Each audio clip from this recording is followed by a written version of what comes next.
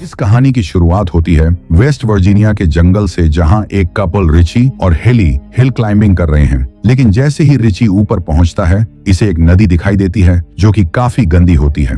वह हेली को आवाज लगाकर कहता है, तुम भी जल्दी ऊपर आओ। इसी दौरान हेली का पैर फिसल जाता है और वह नीचे गिरने लगती है, लेकिन वह खुद को संभालते हुए एक बार फिर से चढ़ने की कोशिश करती है। वह रिची को मदद के लिए पुकारती है, लेकिन रिची कहीं दिखाई नहीं देता है। हेली परेशान हो जाती है। तभी अचानक उसके चेहरे पर खून के कुछ कतरे गिरने लगते हैं। तभी हेली की नजर रिची पर जाती है, जिसको कोई ऊपर से उठाकर नीचे फेंक देता है। इसके बाद वह आदमी हेली को भी जोरों से ऊपर खींचने लगता है। उस इंसान से बचने के लिए हेली अपनी रस्सी काट देती है। रस्सी काटने की वजह से वो खुद को संभाल नहीं पाती और नीचे गिर जाती है। यहीं पर इसकी नजर रिची की लाश पर पड़ती है। वह काफी डर जाती है और इसी दौरान पहाड़ी से उसे कुछ आवाज सुनाई देने लगती है। वह अपनी जान बचाने के लिए अपनी गाड़ी की तरफ भागती है, लेकिन तभी अचानक उसका पांव एक ट्रैप में फंस जाता है और वह गिर जाती है। वह आदमी जिसने रिची को ऊपर से नीचे फेंका था, वह उसे खींच कर ले जाता है। तभी हमें न्यूज में बताया जाता है कि इस इलाके में एक के बाद एक अलग वारदातें हो रही हैं, जहां कई गाड़ियां लापता हो चुकी हैं। यहाँ तक कि कुछ लोगों ने दावा किया है कि उन्होंने कुछ अजीबोगरीब चीजों को यहाँ देखे। इसके बाद हमें एक गाड़ी इस इलाके से गुजरता हुआ दिखाई देता है। वह आदमी क्रिश होता है, जो कि अपने इंटरव्यू के लिए जा रहा था, लेकिन जाने के दौरान वह एक ट्रैफिक जाम में फंस जाता है। वह अपने इंटरव्यू के लिए लेट होने लगा। तब वह गाड़ी से उतरकर अपने आगे वाले ट्रक पर जाता है और वहां के ड्राइवर से बात करता है। उससे पूछता है कि ट्रैफिक जाम क्यों है। तब उसे ड्राइवर बताता है कि 5 मील दूर एक ट्रक पलट गई है, उसी के वजह से ट्रैफिक जाम है। अब इसके वजह से उसे कई घंटे यहीं पर गुजारने पड़ेंगे। ये सब सुनकर क्रिश अपने कार में वापस आ जाता है और गाड़ी को घुमाता है। अब वह दूसरा रास्ता ले लेता है। वह अपनी कंपनी में अपने लेट होने का कारण बताता है, लेकिन इन जंगलों के वजह से उसकी बात ठीक तरह से नहीं हो पाती है। तभी उसकी नजर एक गैस स्टेशन पर पड़ती है। वह अपनी गाड़ी वहां ले जाता है। तभी उसे रास्ते में एक के बाद एक बहुत सी गाड़ियां दिखाई देती हैं और तब जाकर गैस स्टेशन पर पहुंचता है। वह जाकर स्टेशन मालिक से बात करता है। वह आदमी काफी बीमार दिखाई दे रहा था। वहां पर उसे एक टेलीफोन दिखाई देता है। वह अपने कंपनी में कॉल करता है, लेकिन फोन डेड है, इसलिए उसकी बात नहीं हो पाती। तब वह गैस स्टेशन के मालिक से शहर पहुंचने के दूसरे रास्ते के बारे में पूछता है, लेकिन वह आदमी इसे कुछ नहीं बताता है। तभी उसकी नजर एक नक्शे पर पड़ती है। यहाँ उसे शहर पहुंचने के लिए एक कच्चा रास्ता दिखाई देता है। वह गैस स्टेशन के मालिक से उस रास्ते के बारे में पूछता है और तब गाड़ी लेकर उस रास्ते की तरफ निकल जाता है। वह एक ऐसा रास्ता है जो कि घने जंगलों से होकर गुजरता है। जाते हुए उसे 2 रास्ते दिखाई देते हैं, जहाँ एक रास्ते पर शॉर्टकट का साइन लिखा होता है। वह अपने गाड़ी को कच्चे रास्ते की तरफ ले जाता है। उसकी नजर अचानक एक मरे हुए हिरण पर जाती है।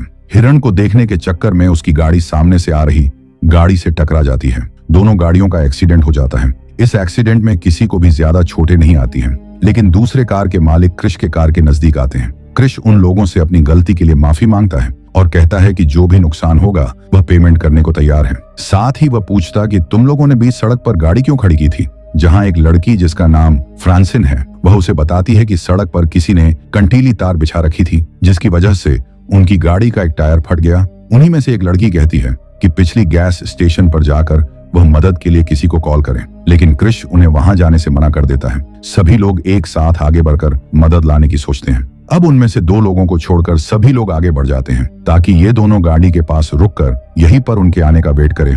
ये 2 लोग, इवान और फ्रांसिन, यहाँ कार की देखभाल के लिए रुक जाते हैं। ये लोग पैदल जा रहे होते हैं। तभी उनकी नजर एक मरे हुए नेवले पर जाती है, जिसे किसी ने बुरी तरह उसके पेट को फाड़ कर मार दिया था। ये लोग आगे बढ़ते हैं। वहीं थोड़ी दूर जाकर उन्हें जलते हुए गाड़ियों के टायर दिखाई देते हैं, जिसे देखकर यह लोग समझ जाते हैं कि यहाँ कुछ गड़बड़ है। लेकिन तभी क्रिश कहता है कि सभी लोग आगे बढ़ते रहो। वहीं हम फ्रांसिन और इवान को देखते हैं, जिन्हें पास की झाड़ियों से कुछ आता हुआ महसूस होता है। इवान उस चीज को देखने जाता है, लेकिन वह बहुत देर तक वापस नहीं आता है। फ्रांसिन इंतजार करने के बाद परेशान हो जाती है। अब वह उसे ढूंढने के लिए जाती है। चलते हुए उसकी नजर इवान के जूते पर जाती है। थोड़ा आगे चलकर उसे इवान का कटा हुआ कान दिखाई देता है। वह इसे देखकर रोने लगती है और तभी एक शख्स पीछे से आकर उसे जान से मार देता है। इधर ये चारों लोग मदद के लिए जा रहे होते हैं। उनकी नजर एक घर पर जाती है और तब वह मदद मांगने के लिए घर पर जाते हैं। इसी घर के सामने ढेर सारी गाड़ियां खड़ी होती हैं। ये लोग मदद मांगने के लिए घर का दरवाजा नोक करते हैं, लेकिन इस घर में कोई नहीं होता है और दरवाजा खुला था। ये लोग घर के अंदर आते हैं, जहां इनकी नजर खाने के टेबल पर पड़ती है। घर को देखकर ऐसा लगता है कि सदियों से इस घर की सफाई नहीं हुई है। वहीं दूसरी तरफ चश्मे और गाड़ियों की चाबी यहाँ पड़ी हुई है। क्रिश जाकर जैसे ही फ्रिज को खोलता है तो उसके होश उड़ जाते हैं, क्योंकि फ्रिज के अंदर बहुत से इंसानी अंग रखे होते हैं। इधर जेसी को भी एक कमरे में वही कंटीली तार दिखाई देती है, जिस तार में फंसकर उनकी गाड़ी पंचर हुई थी। तब यह लोग समझ जाते हैं कि घर में उन्हें खतरा है। अब यह लोग यहाँ से भागने की सोचते हैं। तभी क्रिश की नजर एक ट्रक पर पड़ती है जो कि इनके गाड़ियों के साथ वहां आ रही होती है। चारों घर के पिछले वाले दरवाजे को खोलने की कोशिश करते हैं, लेकिन वह बंद होती है। अब वह कातिल घर के अंदर आता है। अंदर आते ही वह फ्रांसिन की लाश को जमीन पर फेंक देता है। वहीं नीचे ये लोग छुपे हुए होते हैं। वह इस डेड बॉडी को देखकर बहुत डर जाते हैं। वहीं हमें पहली बार 3 आदमखोर दिखाई देते हैं जो कि फ्रांसिन की लाश को उठाकर एक टेबल पर रखते हैं और अपने तेज धारदार हथियार से उसे काटने लगते हैं। इस खतरनाक नजारे को देखकर जेसी चिल्लाने लगती है, लेकिन क्रिश इसके मुंह पर हाथ रख देता है। कुछ देर बाद ये लोग उस लाश को खाकर सो रहे होते हैं, जहां मौका पाकर ये लोग भागने की सोचते हैं, लेकिन तभी एक आदमखोर नींद से उठ जाता है और इन लोगों को भागता हुआ देख लेता है। अब यह लोग जल्दी से भागना शुरू कर देते हैं, लेकिन तीनों आदमखोर इन लोगों को ढूंढने लगते हैं और इनका पीछा करते हुए इनके पीछे आ जाते हैं। तभी क्रिश एक प्लान बनाकर इनकी गाड़ियां चोरी करने की सोचता है।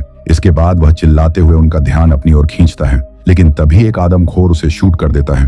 गोली जाकर उसके पैर में लगती है। वह बुरी तरह घायल हो जाता है। यहीं पर स्कॉट हमें दिखाई देता है, जो कि जंगल में भाग रहा था। जैसे ही स्कॉट की नजर ट्रक पर जाती है, वह इसे चुराने की सोचता है, लेकिन उसी वक्त एक तीर उसके सीने में आर पार हो जाती है। जब आदमखोर स्कॉट को मार रहे होते हैं, ये लोग वहां से ट्रक चुराकर भाग जाते हैं, लेकिन थोड़ी दूर जाकर ट्रक फंस जाती है। इन्हें इस ट्रक को छोड़ना पड़ता है। अब ये लोग जान बचाकर भागने लगते हैं। शाम हो चुकी है। इधर आदमखोर उन लोगों को ढूंढने के लिए निकल पड़ते हैं। ये लोग भागते हुए एक जगह पर आराम करने के लिए रुकते हैं, जहां कर्ली इन्हें ऊपर देखने का इशारा करती है। ये लोग जैसे ही ऊपर देखते हैं, काफी खुश हो जाते हैं, क्योंकि यहाँ एक वॉच टावर होती है। अब ये लोग ऊपर चढ़ने लगते हैं, लेकिन ऊपर कोई भी नहीं होता है। जेसी को वहां पर एक फर्स्ट एड बॉक्स मिलता है। वह क्रिश की मदद करती है। वहीं दूसरी तरफ कर्ली को एक पुराना रेडियो मिलता है। रेडियो ऑन करके वो मदद मांगती है, लेकिन दूसरी ओर से कोई जवाब नहीं मिलता है। तभी क्रिश को नीचे से कुछ आवाज सुनाई देती है। वह नीचे देखने लगता है। तब उसकी नजर उन तीनों आदमखोरों पर पड़ती है। तीनों टावर के पास आ चुके हैं और अब वे टावर पर चढ़ने लगे। आदमखोरों को ऊपर चढ़ता देख तीनों वॉच टावर की एंट्री गेट पर ढेर सारा सामान रखना शुरू कर देते हैं। कुछ देर बाद आदमखोर वहां से चले जाते हैं। तब कर्ली हेल्प के लिए अपना लोकेशन बताती है, लेकिन वह आदमखोर रेडियो की वायर को काट देते हैं और वह टावर में आग लगा देते हैं। वह लोग अपनी जान बचाने के लिए खिड़की के कांच को तोड़कर उसमें से छलांग लगा देते हैं। वो लोग वॉच टावर से सटे हुए पेड्ढों पर गिर गए, लेकिन वह तीनों आदमखोर वहां पर छुपे होते हैं। इन लोगों की नजर उन पर पड़ जाती है। यह आदमखोर पेड़ पर चढ़ने लगे हैं। उन लोगों को पकड़ने के लिए वह लोग एक पेड़ से दूसरे पेड़ तक जाने लगते हैं। तभी एक आदमखोर कर्ली के नजदीक पहुंच जाता है और आदमखोर कर्ली पर अटैक कर देता है, जिससे कर्ली के चेहरे के 2 टुकड़े हो जाते हैं। क्रिश किसी तरह वहां से जान बचाकर भागता है। तभी उन्हें एक आवाज सुनाई देती है, जो कि एक गाड़ी की होती है। वह देखता है गाड़ी एक पुलिस वैन है। वह उस गाड़ी को रोकता है। जैसे ही पुलिस की गाड़ी वहां पर रुकती है और पुलिस वाला बाहर आता है, एक तीर पुलिस वाले की आंख के आर पार हो जाती है। वहीं पर हम एक आदमखोर को देखते हैं, जो कि क्रिश को मारने आता है, लेकिन अपनी जान बचाने के लिए क्रिश गाड़ी के नीचे छुप जाता है। वह आदमखोर क्रिश को पकड़ने के लिए गाड़ी के नीचे देखता है, लेकिन तब तक क्रिश यहाँ से जा चुका था। तब वह हैरान रह जाता है। इधर हमें एक घर दिखा देता है, जहां आदमखोरों ने जेसी को बांधा हुआ है। एक आदमखोर जैसे ही जेसी को मारने वाला होता है, उसे बाहर से आती हुई एक गाड़ी की आवाज सुनाई देती है, जिसे देखकर वह दरवाजे की तरफ बढ़ता है। तभी क्रिश सीधा अपनी गाड़ी को उस घर में घुसा देता है और उस आदमखोर को कुचलकर मार देता है।